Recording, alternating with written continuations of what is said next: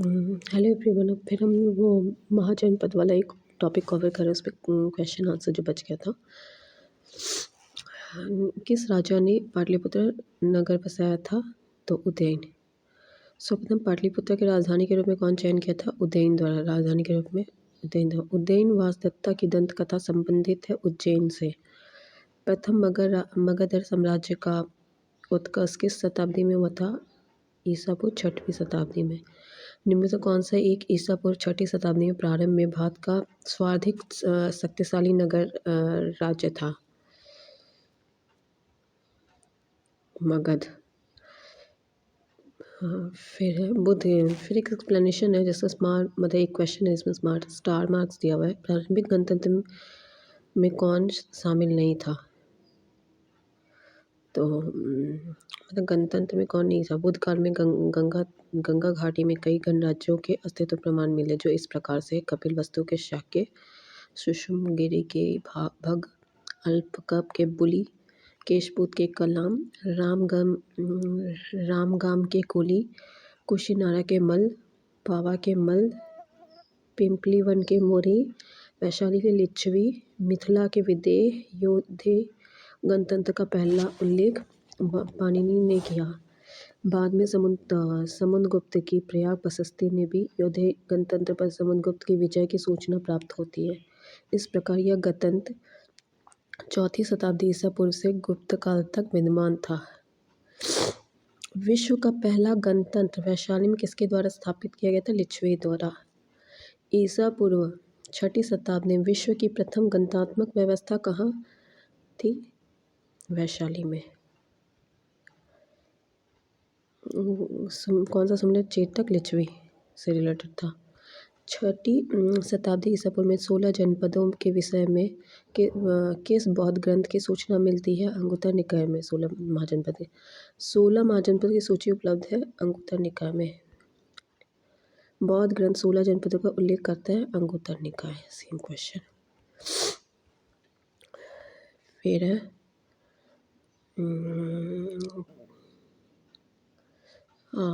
महाजनपद के 16 जनपद में के नाम बौद्ध साहित्य में उल्लिखित मिलता है। किसमें मगध में, अश्मक में, कंबोज में।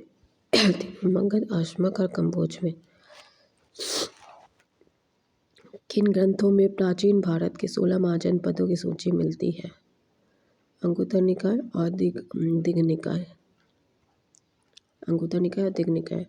महाभारत के अनुसार उत्तरी पंचाल की राजधानी स्थित थी अहिछत्र में। 16 महाजनपदों के युग में मथुरा इनमें से किसकी राजधानी थी? सुरसेन। चंपा किस महाजनपद की राजधानी थी? अंग।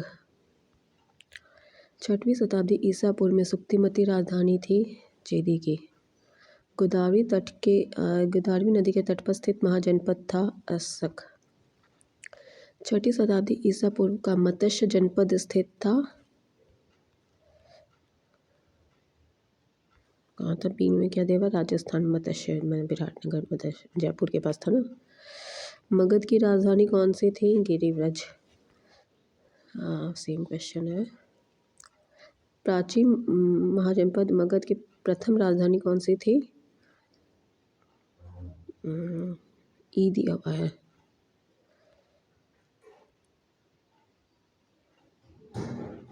पुराने के समय मगध पर शासन करने वाले पहले राजा बृहदत्त थे। इस वंश के पहले राजा बृहदत्त का पुत्र जरासंध था जिसने गिरिवज को अपनी राजधानी बनाया। बौद्ध ग्रंथों में मगध का प्रतापी राजा बिंबिसार था। वह हर्यक वंश से संबंधित था। इसकी मृत्यु 492 ईसा पूर्व में। उसके पश्चात अजातशत्रु का मगध का शासक बना। अजातशत्रु का पुत्र ने अपनी राजधानी राजगृह से पाटलिपुत्र स्थानांतरित किया। निम्न में से कौन एक मगध साम्राज्य की राजधानी था? कौन कौन रहा है? मतलब गिरिव्रज रहा है, राजगृह रहा है, पाटलिपुत्र रहा है। प्राचीन श्रावस्ती नगर का नगर विन्यास किस आकृति पर था? अर्धचंद्राकार। मगध के किस प्रारंभिक शासक ने राजरोहण के लिए अपने पिता की हत्या की? स्वयं इसी कारणवश अपने पुत्र द्वारा मारा गया अजातशत्रु। अजातशत्रु के वंश का नाम क्या था? हर्यक। राजकुमार जो अपने पुत्र की मृत्यु के लिए उत्तरदायी था अपने पिता की मृत्यु के लिए उत्तरदायी था अजातशत्रु। किसने मगध साम्राज्य में वज्जी महाराज संघ को वज्जी गण संघ को हरा कर आत्मसात किया? अजातशत्रु। मालवा क्षेत्र के मगध की सत्ता का विस्तार निम्न में से किसके शासनकाल में हुआ? शिशुनाग के काल में मालवा क्षेत्र पे। मगध में नंद वंश का संस्थापक कौन था? महापद्मनंदन। मगध का कौन सा साम्राज्य अप्रो परशुराम के नाम से जाना जाता है? महापद्मनंदन। वाराणसी को निम्नलिखित में से किसकी द्वितीय राजधानी बनाया गया है? इसका स्टार मार्क्स दिया तो इसको पढ़ने का कोई मतलब नहीं है, कंफ्यूज होना है। नंद वंश के पश्चात मगध पर किस राजवंश ने शासन किया? मौर्य। राजा नंद का उल्लेख करने वाला अभिलेख्य प्रमाण है खारवेल का हाथी गुम्फा अभिलेख।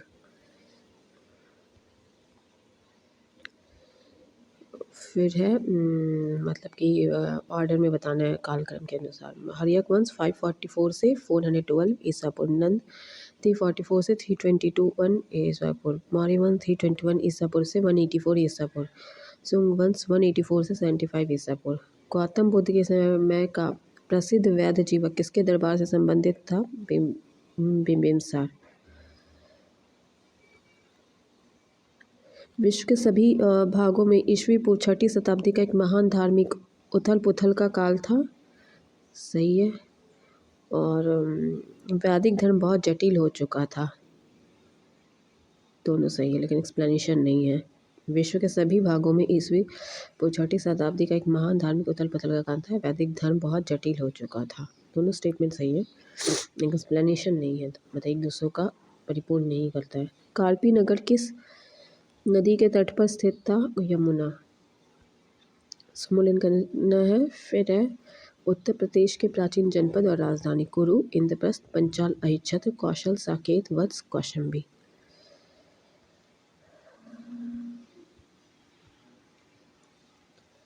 फिर है महाजनपद और राजधानी। मत्स्य, विराटा, कुरु, इंद्रप्रस्थ, हुसैन, मथुरा, अश्म, पोतन। फिर वही है सुमिलित करना। कंबोज, राजपुर या हाटक, अश्मक, पोतन या पोटेल, सुरसेन, मथुरा, कौशल, साकेत, आसावस्ती। स्टेटमेंट कौन कौन सा सही दिया हुआ है? तो श्रेणी के बारे में, श्रेणी व्यवस्था के बारे में। श्रेणी व्यापारियों कारीगरों के संगठन थी। उत्पादित वस्तुओं की गुणवत्ता और कीमत संबंधी श्रेणी द्वारा निर्धारित की जाती थी। श्रेणी अपने सदस्यों के आचरण पर भी नियंत्रण रखती थी। अब आ गया यूनानी आक्रमण। 6ठी शताब्दी ईसा पूर्व के मध्य में ईरान में कुरुस और साइरस द्वितीय ने हखामनी साम्राज्य की स्थापना की। बेहिस्तून, पर्सिपोलिस और नक्श ए रुस्तम अभिलेख दारा प्रथम के शासनकाल का था। इनमें भारत पारसिक संबंधों के विषय में सूचना प्राप्त होती है। दारा प्रथम के साम्राज्य के 23 प्रांत का उल्लेख उसके बेहुस्तान अभिलेख में हुआ है। हेरोडोटस के विवरण से ज्ञात होता है कि भारत दारा के साम्राज्य का 20वां प्रांत था। दारा को इस प्रांत से 360 टैलेंट स्वर्ण धूलि की आय प्राप्त होती थी। टेसियस अर्थजर्क्वीज का राजवैद्य था। पारसिक संपर्क के परिणाम में भारत के पश्चिमोत्तर प्रदेशों में खरोष्टी नामक नई लिपि का जन्म हुआ जो ईरानी अरमाइक लिपि से उत्पन्न हुई। फारसी स्वर्ण मुद्रा डेरिक और रजत मुद्रा सिगलोई कहलाती थी। ईरानी सिक्के सिगलोई पश्चिमोत्तर प्रांत में प्रचलित थे। महापद्मनंदन के उत्तराधिकारी की संख्या पुराने और बौद्ध ग्रंथों में 8 मिलते हैं। इस वंश का अंतिम शासक घनानंद था जो सिकंदर का समकालीन था। उसे यूनानी लेखकों ने अग्रमेज कहा। जेनोफेन उसे बहुत धनाढ्य व्यक्ति बताता था। मदसाल उसका सेनापति था। सिकंदर मेडोसिन का छत्र फिलिप द्वितीय का पुत्र था। हमाकामनी साम्राज्य को ध्वस्त करने के पश्चात 326 ईसा पूर्व के बसंत के अंत एक विशाल सेना के साथ सिकंदर भारतीय विजय के लिए चला। लगभग 2 वर्ष के अभियान के पश्चात 325 ईसा पूर्व में सितंबर माह में सिकंदर ने पाटन से यूनान को प्रस्थान वापस किया। डॉक्टर हेमचंद राय चौधरी ने 28 स्वतंत्र शक्तियों को ले किया जो उस समय पंजाब सिंध के प्रदेशों में विद्यमान थी। सिकंदर के आक्रमण के समय अशमक एक सीमांत गणराज्य था जिसकी राजधानी मशक थी। यूनानी लेखकों के अनुसार सिकंदर के विरुद्ध हुए युद्ध में बड़ी संख्या में पुरुष सैनिकों के मारे जाने के पश्चात यहाँ की स्त्रियों ने शस्त्र धारण किया था। इसी विवरण से पता चलता है कि सिकंदर ने इस नगर की समस्त स्त्रियों को मौत के घाट उतार दिया था।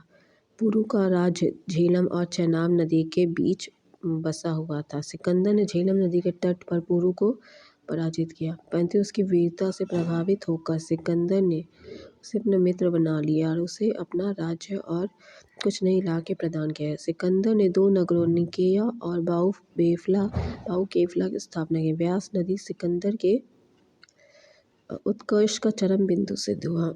इसके सैनिकों द्वारा आगे बढ़ने से इनकार करने के पश्चात उसे स्वदेश लौटने का फैसला लिया।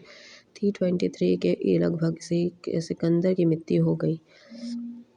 सिकंदर के आक्रमण के परिणाम से पश्चिमोत्तर भारत में अनेक यूनानी उपनिवेश निकेया, बाऊ-केफला, सिकंदरिया स्थापित हो गए। व्यापारिक संपर्क के फलस्वरूप यूनानी मुद्राओं के अनुकरण पर भारत में उलुक शैली के सिक्के ढाले गए।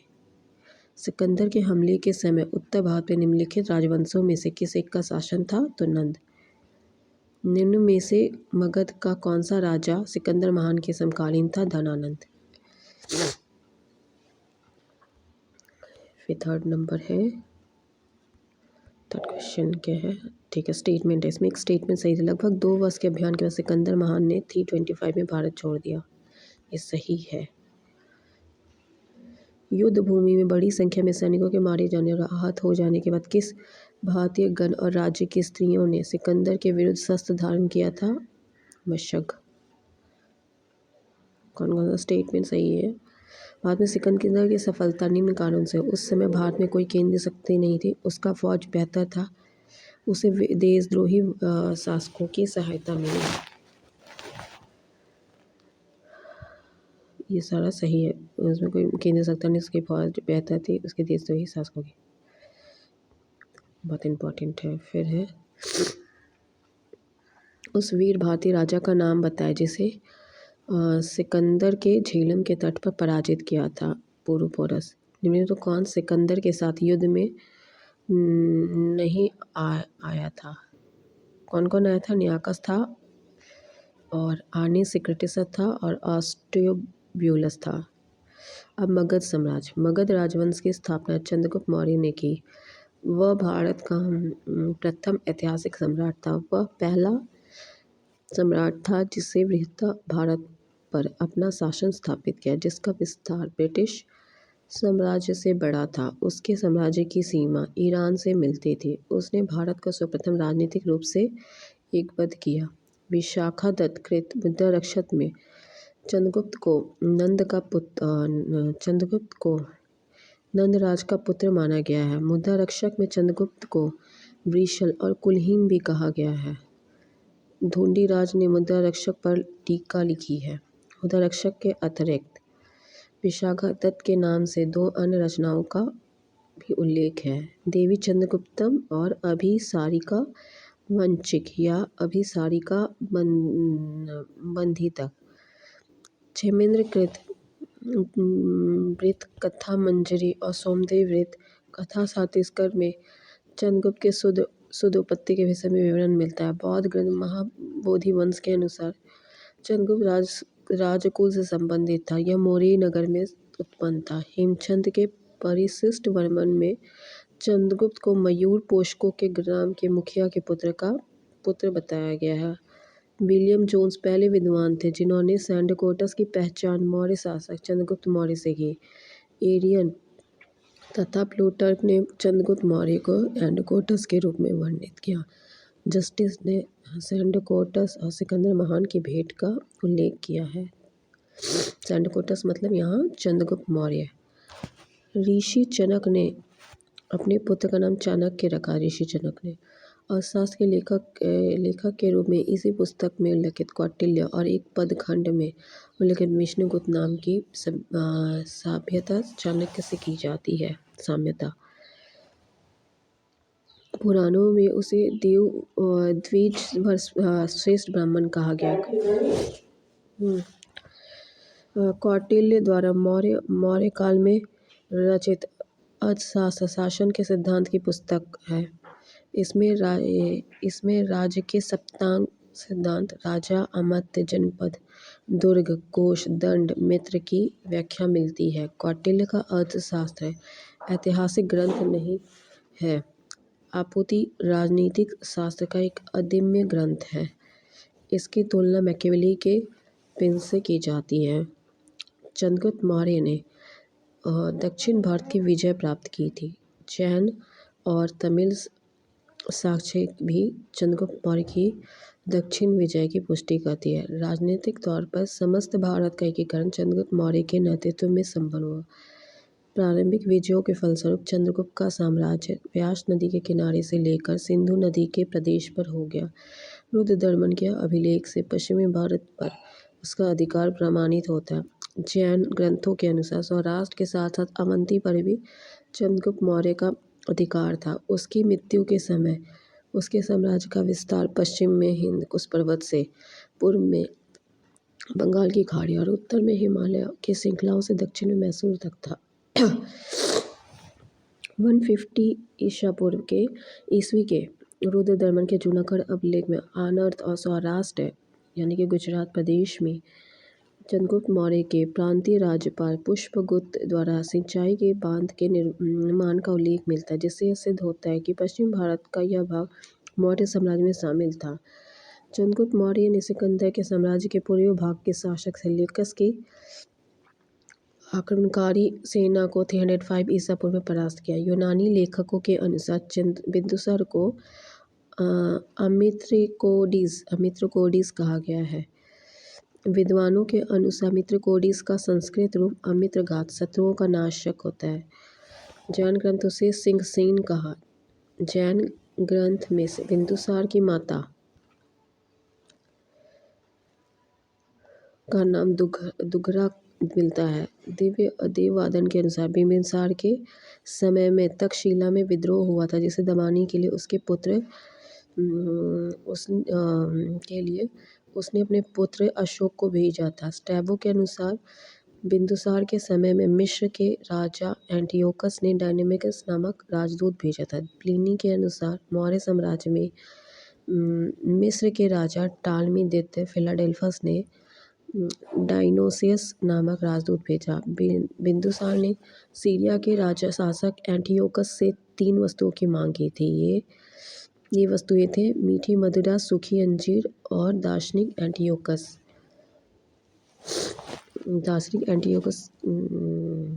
ने दार्शनिक को छोड़कर शेष सभी वस्तु बिंदुसार के पास भिजवा दिए। बौद्ध साक्ष्यों के अशोक अपने पिता के शासनकाल में अवंती का उपराजा वारसराय था। असम और सुदूर दक्षिण को छोड़ संपूर्ण भारतवर्ष अशोक के साम्राज्य के अंतर्गत था। अशोक ने अपनी प्रजा के विशाल समूह को ध्यान में रखकर ही एक ऐसी व्यवहारिक धर्म का प्रतिपादन किया जिसका पालन आसानी से सभी कर सके। सहिष्णुता, उदारता, करुणा उसके त्रिविध आयाम थे। अशोक 273 ईसा पूर्व में लगभग मगध का राजा बना और लगभग 4 वर्षों के बाद 269 में उसका राज्याभिषेक करवाया। उसके अभिलेखों में सर्वत्र उसे देवनाम प्रिय, देवन प्रियदर्शी कहा गया, जिसका अर्थ है देवताओं का प्रिय या देखने में सुंदर। पुराणों में इसे अशोक वर्धन कहा गया है। दशरथ भी अशोक की तरह देवनाम प्रिय की उपाधि धारण करता था। सिंगली अनुसूचियों दीपवंश महावंश के अनुसार अशोक के राज्यकाल में पाटलिपुत्र में बौद्ध ग्रंथ की तथ्य संगति हुई है। इसकी अध्यक्षता मोगलीपतिश द्वारा नामक प्रसिद्ध बौद्ध भिक्षु ने की। दीपवंश महावंश के अनुसार अशोक को उसके शासनकाल के 4थे वर्ष में निग्रोध नामक भिक्षु ने बौद्ध मत में दीक्षित किया। तत्पश्चात मोगलीपतिश के प्रभाव में यह पूर्ण रूपेण बौद्ध हो गया। देववादन के अनुसार अशोक को उपगुप्त नामक बौद्ध भिक्षु ने बौद्ध धर्म में दीक्षित किया था। मौर्य शासकों में अशोक और उसका पुत्र दशरथ बौद्ध धर्म के अनुयायी थे। अशोक के अभिलेखों में राजुक नामक अधिकारी का उल्लेख मिलता है। राजुक की स्थिति आधुनिक जिलाधिकारी जैसी थी, जिसे राजस्व और न्याय दोनों क्षेत्र में अधिकार थे। अग्रनोमई जिले के अधिकारी को कहा जाए। मौर्य काल में व्यापारिक काफिले के मुखिया को सार्थवा की संख्या दी गई थी। बौद्ध धर्म ग्रहण करने के उपरांत अशोक ने आखेट और विहार यात्राएं रोक दी और उसके स्थान पर धर्म यात्राएं प्रारंभ की। राजभिषेक के 10वें वर्ष बाद संबोधि बोध गया। 20 वर्ष बाद रुमदेय लेक में रुमदेई गया और उसकी पूजा की। इतिहासकार Vincent Arthur Smith VA. Smith ने अपनी पुस्तक इंडियन लीजेंड ऑफ अशोक में साहित्यिक साक्ष्य के आधार पर उपगुप्त के साथ अशोक भी धम्म यात्रा का क्रम इस प्रकार है: लुम्बिनी, कपिलवस्तु, बोधगया, सारनाथ, कुशीनगर, श्रावस्ती। अशोक ने अपने राज्याभिषेक के 10वें वर्ष बौद्ध धर्म की यात्रा की। 20वें वर्ष लुम्बिनी की यात्रा की और एक शिलान्यास आरंभ किया। बुद्ध की जन्मभूमि होने के लुम्बिनी ग्राम का भोग कर माफ कर दिया और भू राजस्व 1/6 से घटाकर 1/8 कर दिया। कालसी, गिरनार और मेरठ के अभिलेख ब्राह्मी लिपि में है। अशोक का इतिहास हमें मुख्यतः उसके अभिलेखों से ही प्राप्त होता है। उसके अभिलेखों का विभाजन 3 भागों में किया जा सकता है: शिलालेख, स्तंभलेख, गुहालेख।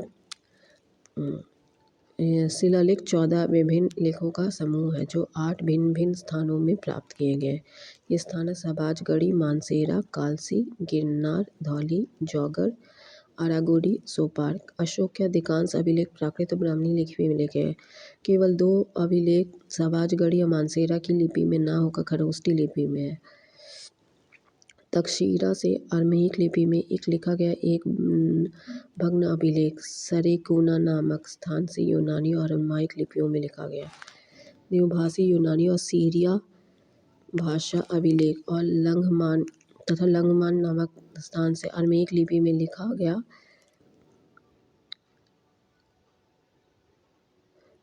गया और अशोक का अभिलेख प्राप्त हुआ है। ब्राह्मी लिपि का प्रथम उद्वाचन पत्थर की पट्टियों पर उत्कीर्ण अक्षरों में किया गया है।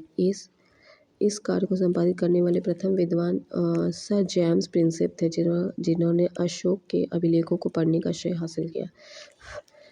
डॉक्टर आर भंडारकर ने मात्र अभिलेखों के आधार पर अशोक का इतिहास लिखने का प्रशंसनीय प्रयास किया। प्राक अशोक ब्राह्मी लिपि का पता श्रीलंका स्थित अनुराधापुर से चल रहा है। इस कुछ और विद्वानों के अभिलेखों से इस प्रकार की लिपि का साक्ष्य मिला है, जिसके नाम इस प्रकार है: पिपरावारा, सोहरेगोरा, महास्थान। प्राचीन अभिलेखों में खरोष्टी लिपि दाएं से बाएं लिखी जाती थी। इसे पढ़ने का श्रेय mason, Prinsep, Norris, Lausanne, Cunningham आदि विद्वानों को है।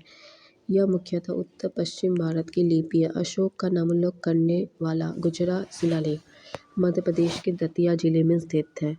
मास्की नेतुरार उडेगोलन के लेखों में भी अशोक का व्यक्तिगत नाम मिलता है। माचू स्तंभलेख में अशोक ने स्वयं को मगध का सम्राट बताया। यही अभिलेख अशोक को बौद्ध धर्मावलंबी प्रमाणित करता है। भाब्रू स्तंभलेख में अशोक ने स्वयं को मगध का सम्राट बताया। इसी अभिलेख अशोक को बौद्ध धर्मावलंबी प्रमाणित करता है। अशोक के प्रथम शिलालेख में पशु बलि का निषेध के संदर्भ में इस प्रकार है: यहाँ कोई जीव मारकर बलि ना दिया जाए और ना ही कोई उत्सव किया जाए। पहले प्रियदर्शी राजा की पाकशाला में प्रतिदिन सैकड़ों जीव मांस के लिए मारे जाते थे, लेकिन अब इस अभिलेख के लिखे जाने तक सिर्फ 3 पशु प्रतिदिन मारे जाते थे, 2 मोर और 1 मृग। इसमें मृग हमेशा नहीं मारा जाता था। ये तीनों भी भविष्य में नहीं मारे जाएंगे। 5वें स्तंभलेख में भी अशोक द राज्याभिषेक के 26वें वर्ष बाद विभिन्न प्रकार के प्राणियों के वध को वर्जित करने का स्पष्ट है। अशोक के राज्यकाल की पहली घटना कलिंग युद्ध और इसमें अशोक की विजय है। अशोक के 13वें शिलालेख से इस युद्ध के संदर्भ में स्पष्ट साक्ष्य मिले। यह घटना अशोक के शासनकाल के बाद के 8 वर्ष अर्थात 261 ईसा पूर्व में घटी थी। इस अभिलेख में उसने कलिंग से हुई पीड़ा पर अपना दुख और पश्चाताप व्यक्त किया। अशोक के शिलालेख 12 में सभी संप्रदायों की सार के वृद्धि होने की कामना की गई तथा धार्मिक सहिष्णुता हेतु पालनीय उपाय बताए हैं।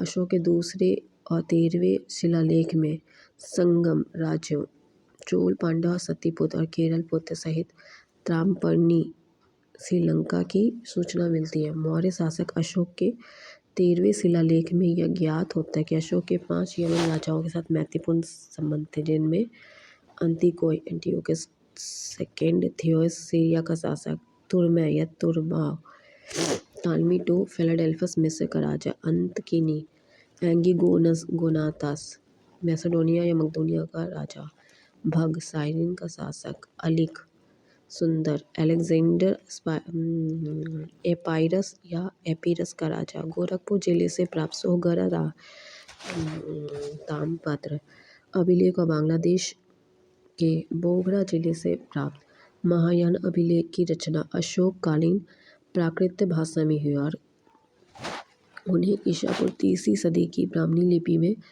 लिखा गया। ये अभिलेख अकाल के समय किए गए वृहत कार्यों के संबंध में है।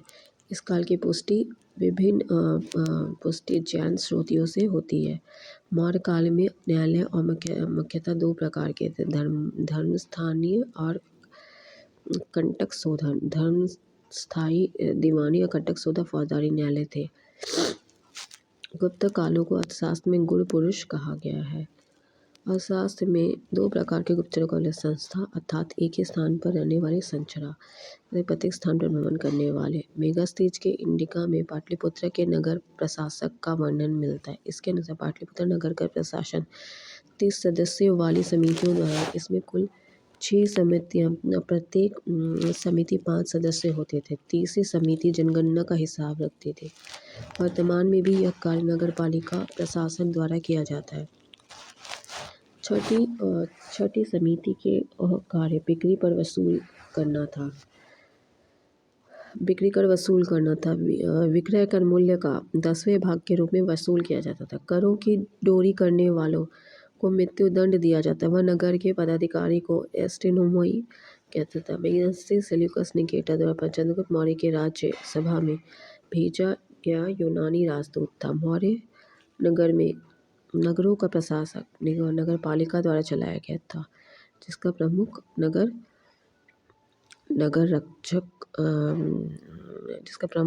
नागरिक या पूर्व मुख्य था।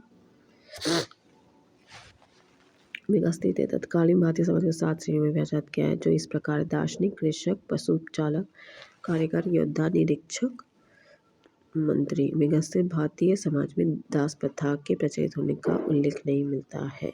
Thanks for watching.